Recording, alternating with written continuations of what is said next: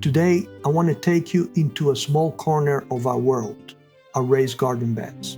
I'm Julio Solar, and even though this is a short video, I'm deeply proud of what we've built with our own hands. Several months ago, we felt it was time to imagine where our vegetables would grow. So we brought home the raised beds you see here, assembled them, and let them rest through the long winter. When spring finally arrived, we rolled up our sleeves, prepared the soil, and chose what would take root in this new chapter. We both love cooking, and anyone who cooks knows this truth. Fresh herbs and vegetables change everything, and they turn simple meals into something alive. To enrich the soil, we mixed in horse, goat, and chicken manure. And to our surprise, it took only 3 days before the first green shoots broke through, like the land answering back. And here's a short video. I hope you enjoy it, and if it speaks to you, please subscribe to the channel.